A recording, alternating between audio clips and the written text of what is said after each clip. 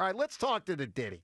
I don't think we're going to be talking about extinct animals, but you never know. We're trying to talk about the future of the Philadelphia Eagles and trying to get a lot of great draft picks. Maybe the Eagles can bring back, pick a guy. Who do we need here? Reggie.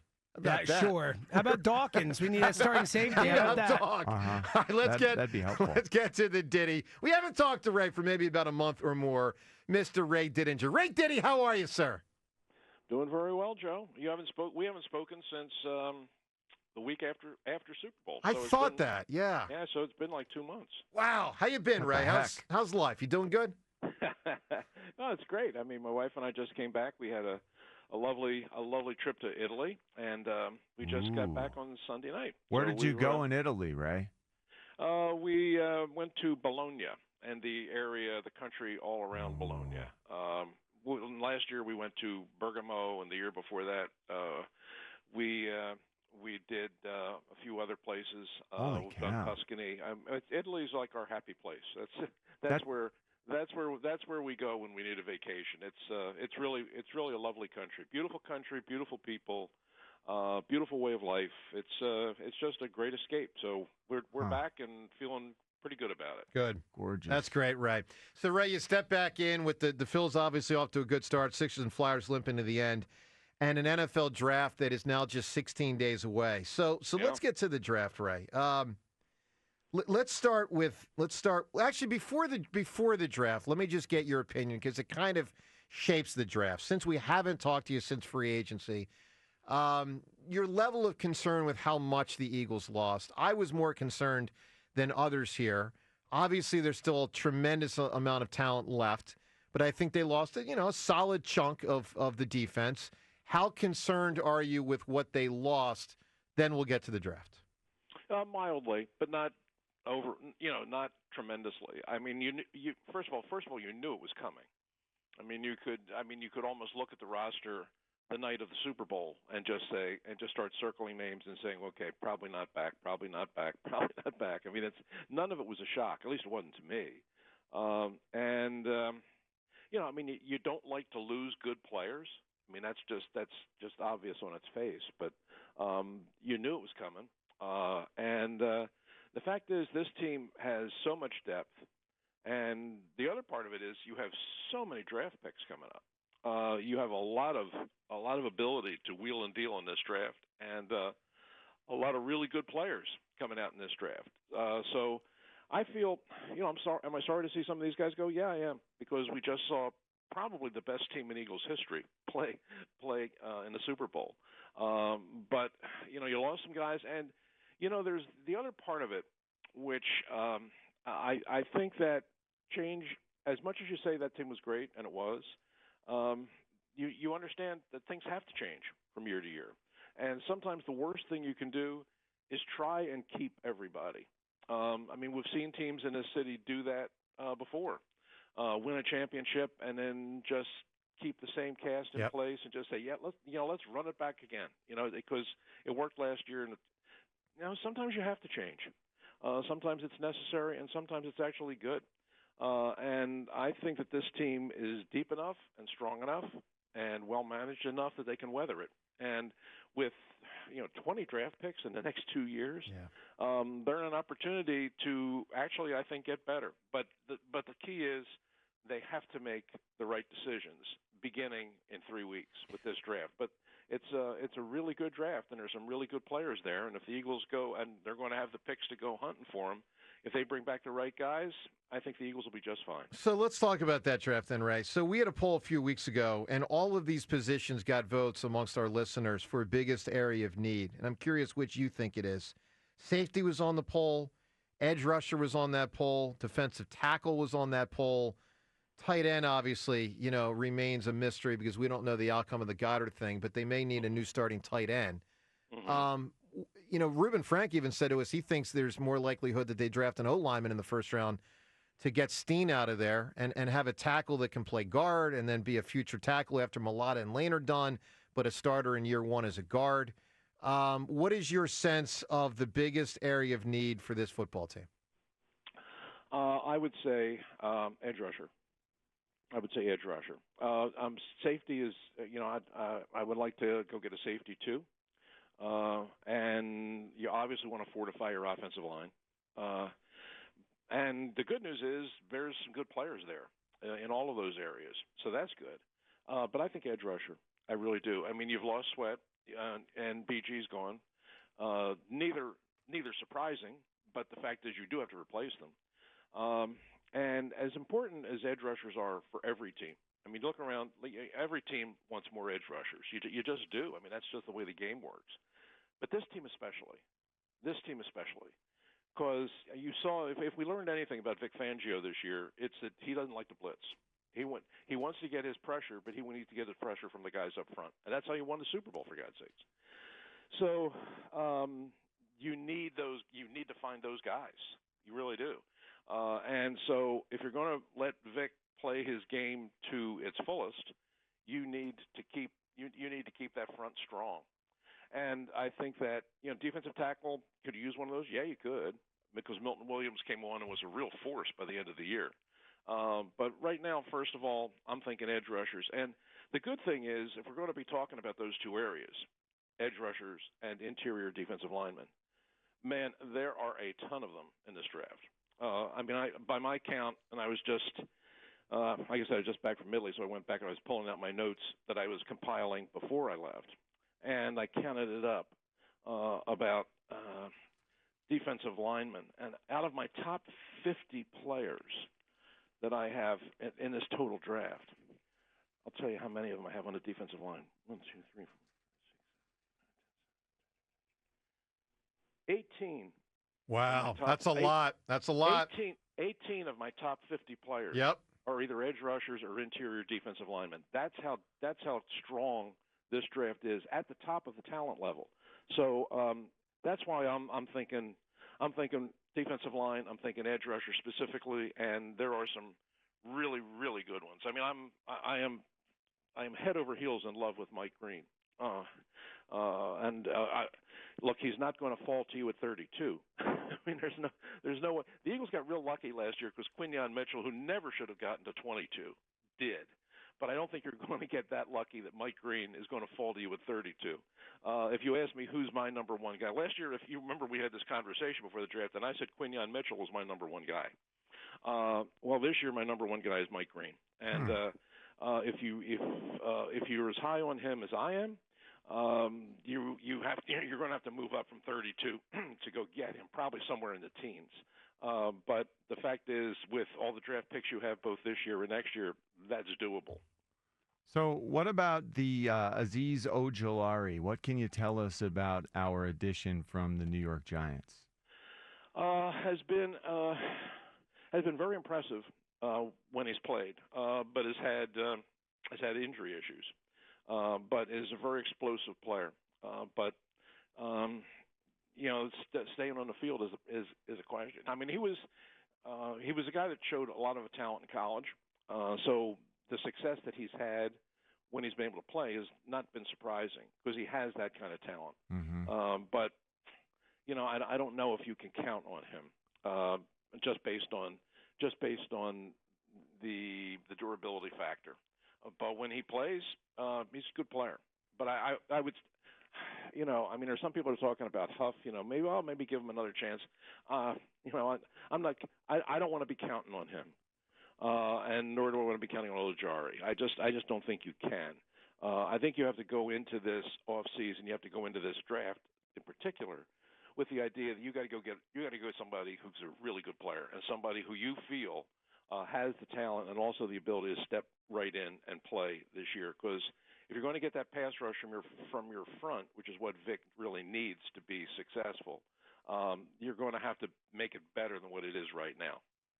Azeez Ojulari, another Georgian. Have you ever seen anything like this? I mean, really, the population on the defensive side of the ball of guys from one school? I mean, no, not like this. Not like this. And we may see more of it. You may see more of it. I mean, there are some guys in this draft. Right from round one. I mean, Malachi Starks. Yeah. I mean, possibility. Yeah. Jalen Walker. We've heard his name a lot. Real possibility. Micah Williams, real possibility. I mean, two of those guys, Walker and Williams are both edge rushers. And Starks, to me, is the best safety in this draft. And I really do. I really like Starks. I just think that he's he was a guy that went to the Combine, and all the people that talked to him and interviewed him were just blown away by just how impressive he was.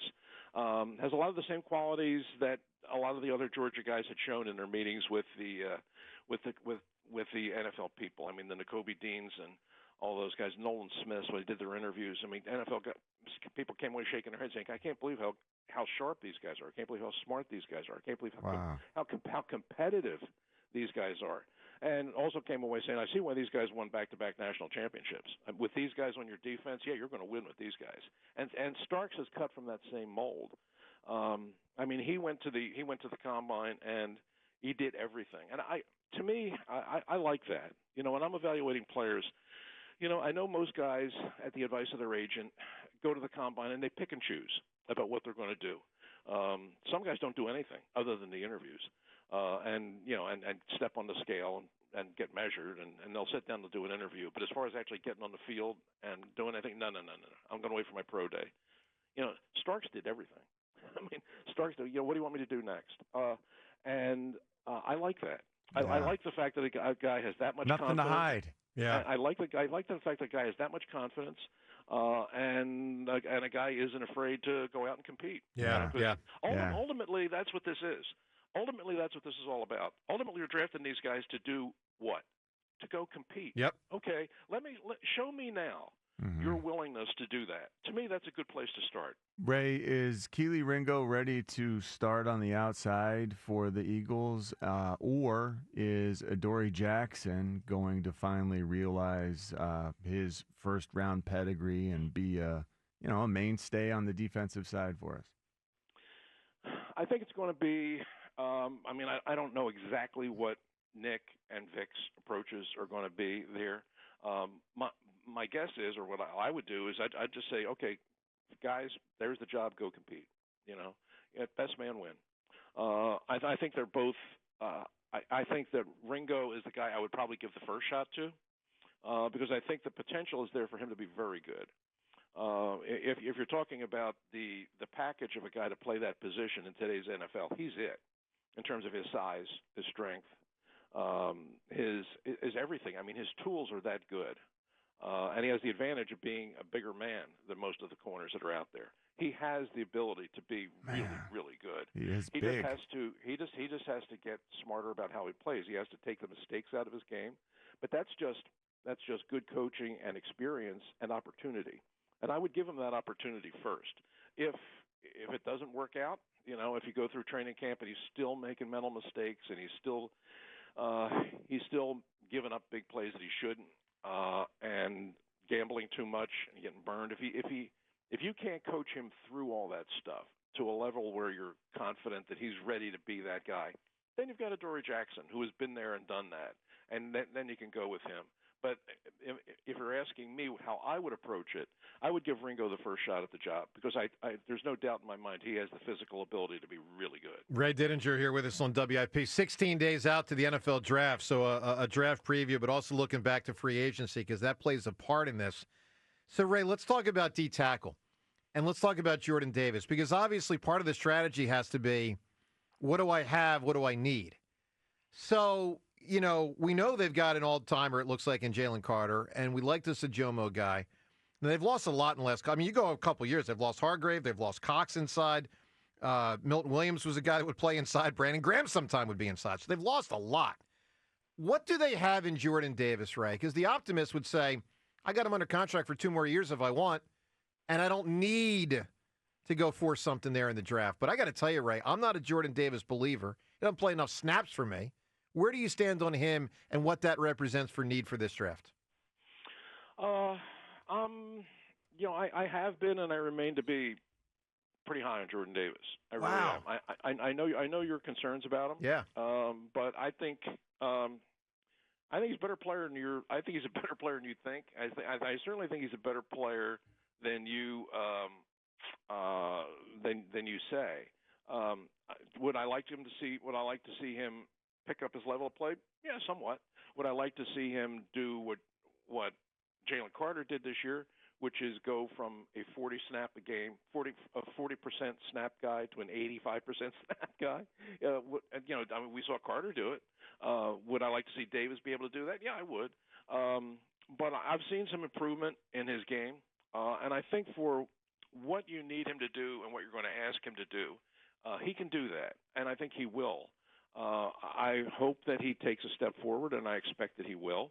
But that doesn't change the fact that I would look to get another guy in that area to play inside. I am very big on Ojomo. I mean, when he came out in the draft 2 years ago, when I picked my 5 sleepers, 2 of my 5 sleepers are currently on the Eagles roster. I mean, that's never happened before, that actually 2 of my 5 guys got drafted. But Ojomo was one of them, and Sidney Brown was the other. And the Eagles went and drafted both of them. Not that I'm suggesting that they did it because I said so, but they were guys that I was that high on back then. I think Ojomo has a lot of ability, and I think now he's going to get the opportunity to play more. I think you're going to see more of what this guy's capable of. Actually, last year when they expanded his minutes and they expanded his snaps, he showed me something that I didn't realize that he had. He was a better pass rusher than I thought. When he played at Texas, he was really good against the run. And but he didn't show me a whole lot of ability to get after the quarterback. He looked like your classic interior defensive lineman who was going to be good, like and solid Jordan Davis. Yeah, not quite on the same Isn't scale. that the problem with Jordan Davis? Like, it sounds like you expect Jordan Davis will develop into a pass rusher soon. Oh no, not when you say pass rusher. I mean, I'm not talking about him being Carter level. In terms of actually getting his hands around the quarterback, I don't know that he's ever going to be more than a 4 or 5 sack a year guy, but I do think he's a guy, and you saw this in stretches last year. In fact, you saw it in the Super Bowl. Actually, is his ability to press the pocket and collapse the pocket and create opportunities for the other guys. He can do that, and he has done that. Now, if you're looking for a guy that's going to get you Aaron Donald sacks and Jalen Carter number sacks, well, he's not your guy. He's not going to do that. But I think he's going to be a guy that can press the pocket enough that he's going to create opportunities for the other guys.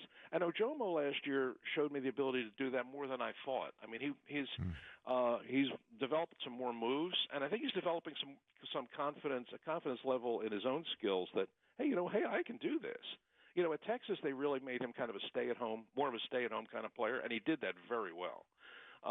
And he's always going to be a good run defender. But I think last year he began to have a little bit of an awakening as a guy who can also rush the passer. Mm-hmm. And again, I'm not talking about double-digit sacks. Sure. A guy who has more of that in his game than I even realized. And I think this year, with more snaps and more opportunity, I think you're going to see that. Ray, if the Eagles lose Goedert, and they may, obviously it's to be determined. My guess is we'll know draft weekend. How big a loss would it be if Dallas Goedert's not on this team? Big. In terms of what he gave you when he played, he was a really good player. I mean, he was a very reliable receiver. I mean, there were a lot of times when Jalen Hurts was in trouble that they ran that little backdoor waggle play where Hurts would roll out and Goedert would come back against the grain, and he was always wide open. And that was a play you could go to with absolute certainty that, okay, we know this is going to work. And Goedert got it for you every week. And then he caught the ball, and then once he got the ball, he was hell on a leash to get down. Yeah. Which, I mean, I love that. I love that, that yak thing. And he gets it for you every single time he has the ball in his hands. Love all of that. And he made himself in the time he was here into a really good blocker. I mean, he wasn't just like, okay, he's good at, he's okay at this, to the point where he's not a liability. Yeah, he's okay at this. No. He went way beyond that. Yep. I mean, he became really one of the better blocking tight ends in the league. And then this year you saw, I mean, you go back through the records. I mean, some of Saquon Barkley's biggest rushing games were games where Goedert was playing. Yep. And that's no accident because he really helped him get that corner turned. If you lose him, that's a loss. But I know the Eagles are he's coming into the last year of his contract, and generally a guy coming into his last year of his contract, you really kind of have to make a real decision like now. If you really like him and you want him, you're probably going to want to extend him. You don't want to let a player like that go into the last year of his contract, and then because once that year starts, you rarely negotiate during that year. So you're going to take him to the end of the year. He is going to go on the market, and you run the risk of losing him for nothing. The Eagles' concern, obviously, is the injury factor. I think he missed, 5 games last year? I think so, yeah. That's a lot. Yep. It feels like that's the regular expectation. Year. Yeah. Every year you're going to have a handful. I know. He misses. He's hurt, and he misses more time than you'd like. Mm-hmm. At this point, I really don't expect them to re-sign him. Wow. I think it's probably going to go that way, and the people that I've talked to that are sort of preparing for the draft and looking at the landscape sort of have indicated that they think the Eagles are willing to deal him rather than lose him a year from now for nothing. How appealing is he? If they feel like he has real value, and he obviously has real value, if the Eagles could be offered like a 3 for him, I think they would probably take it. But I'd hate to see him go, because I think he's that good of a player. Yeah, I think he's probably gone, and my guess is it's even for less than that. Ray, give us 2 or 3 other players, if you can, that we should keep our eye on the draft. Obviously, you've mentioned 5 or 6 so far, but picking 32, whether it's at 32 or moving up a little bit, moving down, who are a couple others you think could be good fits for the Eagles? Well, I'll give you a free agent. Before I get into the draft, I'll give you a free agent that's available right now that if I was the Eagles, I'd be real interested in. Okay. And that's Brandon Scherf, who is a guard, really good player. I mean, he was the number 5 pick in the draft when he came out by Washington. And he's played a long time. He's been to 5 Pro Bowls. And the feeling is, you figure you look at his career, and we've seen a lot of it because he played a lot of the time in the East. You think he's like really old. He's not. He's 33. He's plays the last 3 years in Jacksonville, which is like, I mean, you're really in Siberia down there. I think he's a full free agent now. And at this point in his career, at the age of 33, he doesn't want to sign with another bad team. I mean, if he's going to make a move now, he's going to look for a good team that's going to give him a chance to win a Super Bowl and finish out his career with a ring. And I think that he played who paid any attention to Jacksonville, and why would you? But the fact of the matter is, he's still playing quite well. And I've seen him play over time. He's a really smart, solid old pro who I think still has some good football left in him. And I think at this point in his career, he wants to go to a team that has a chance to win. Well, who has a better chance to do that than the Eagles? So if I were them, I would be really interested in Scherf, because I think that he could come in and you could put him in the mix with the other guys you have at that right guard position. Because right now you have a hole at right guard. The kid Green that they signed from Houston. Yep. I mean, they're trying to do the Becton thing here. They're trying to, resuscitate or resurrect. Ray, what is going on with Tyler Steen? Like, it doesn't. Well, I guess it's sort of plain as day, isn't it? But Tyler Steen. That they don't love him? It doesn't feel like he's set in stone. But are they even expecting that he'll compete? Or do they need to go out and find a guy? Like what you're saying, Brandon Scherf coming in. Brandon Scherf has been around this league for a long time. If they make that move, it's for him to come in and likely be the starter. Man, it feels like Steen can't catch a break, or he's just not good enough. That remains to be seen. To be honest with you, when he has played, I've been disappointed. When they drafted him, like I knew, he was a tackle. He was a tackle in Alabama, so it's a position change for him. He's had some opportunities to step in and play. I mean, Becton missed some time this year. Steen went in and played. He was okay. I mean, I'm not going to say he was better than that. In fact, he had some plays that I looked at, and I just sort of grabbed my head and said, "Oh my God!" Now there are other times he played okay. As an overall grade, I would say okay. But where I'm looking at it now, if you're not looking long term, the idea of him as your, okay, we're fine. Right guard, just put Steen in there and we're good. I don't feel that way. and I don't think they feel that way. I think it's a very. I mean, that's why they made the deal for Green. I mean, they didn't. They traded Gardner Johnson for him. So they obviously feel like they wanted more competition and better insurance at right guard than what Steen offered. That's why they went out and got Green. Is Green going to be an upgrade? I don't know. I mean, his first year in Houston, he was awful. I mean, he was in the ranking. Now he was playing tackle there, like Becton did. But in the ranking of 77 players in the league that played his position, he ranked 77th. Yeah, that's bad. So he was dead last in down-to-down efficiency at his position as a rookie. Okay, now it's a couple more years. Maybe he's developed. Maybe he comes here and working with Jeff Stoutland. He finally gets back to being the kind of player that he was at times at Texas A&M. Yeah.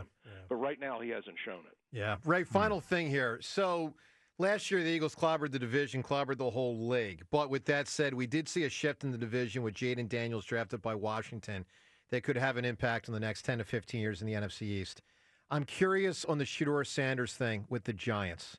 If the New York Giants get Deion's kid, are you in on him big time or not, Shedeur Sanders as an NFL quarterback with the New York Giants? No, I'm not. In terms of being, I guess I should say in terms of being what? In terms of being what like does he lack that makes? Yeah, I mean, as far as being like a really good player and a guy that could change the division, like. So it sounds like you don't think he's that good. Is that a fair? Change. Oh, you're talking about maybe on the scale of Jaden Daniels. Well, it doesn't have to be to the same extent. But I mean, listen, Carson initially changed the division. Jalen Hurts has had a big impact on the division. Even Dak Prescott a decade ago had a big impact on the division. I mean, a guy that would be their guy for 10 years and elevate them in a big way. Do you think he's that or not? I don't. No, I don't. I don't see that. No. I mean, he's got ability. He does, but I'm concerned about his size. I'm concerned about he's got a lot of courage. I mean, I saw him take some big hits this year at Colorado and play through them. I mean, the kinds of I saw him take some hits that at his size, I wondered if he's going to get up. He did. He has the moxie, and he does have one thing that a quarterback has to have in the NFL. He is accurate. I mean, he is an accurate thrower, and when you're evaluating quarterbacks especially at the NFL level, that's where it starts. I mean, if you're not accurate, you can't play in the NFL. You just can't. I don't care how big you are. I don't care how strong you are. If you aren't accurate, forget it. That's where you have to. That's where it has to start. And Sanders is that. He's an accurate thrower. His decision making. But he doesn't have the velocity necessary, Ray? Is that the issue? I don't know. I think he needs a lot of coaching. I think he would benefit by being with a coach who's a real, to use the old term, quarterback whisperer, a guy who can sort of talk him through the kinds of things that he's going to see at the NFL that he's never seen in college. I mean, the coverages, the blitz packages, all the mental stuff that a quarterback has to go through successfully before the ball ever leaves his hand. I'm not sure how far along that road Sanders is right now. Right now, what I've seen him do, he's been doing largely on his natural ability, which is God-given and ample. But he's the kind of guy that's going to have to be coached along, and I have heard that there is really strong interest on the part of the Giants to take him at 3. To me, he would be way overdrafted at 3. But listen, Cam Ward's going to go number 1, and to me, that's way overdrafted. I think both of these guys are good prospects. I don't think either one of them are great prospects. But right now, sitting here 3 weeks out, there's a really good chance that they could go 1 and 3, and to me, that would be a lot higher than, to me, I think that their current ability warrants. Wow, that's quite a statement. Ray, great stuff, my man. We love having you on the show. Obviously, we'll do more of it as we lead into the draft now 16 days away. Mr. Didinger, thank you, sir. Always the best. Thanks, Ray. Always a pleasure. Take care, guys. You got Thank it. you, Ray. There he is, Ray Didinger. How about that on the 2 quarterbacks at the top? He's not really in it either. It happens every year. These guys get built up. Everyone gets excited about traits. Yep. Hey, look at the leadership, the glint of leadership in his eyes. Wow. You can see it. No, but then these workouts that are scheduled and created and man, they set them up for success. The personal workouts that they know the script. They can practice every throw, however many that is, 50 throws, so they can nail them. And it's like a rehearsed play almost that they usually do really well in. All right, so more on the Phils. We'll get you set for that Phils Braves series. That starts up tonight. Obviously, we'll get you ready for that. 215-592-9494. Something Adam Schefter said about Howie Roseman in this NFL draft. We'll get to that next as well. Phone calls on all of these topics. Joe DeCamara and John Ritchie. It is, as always, 94 WIP.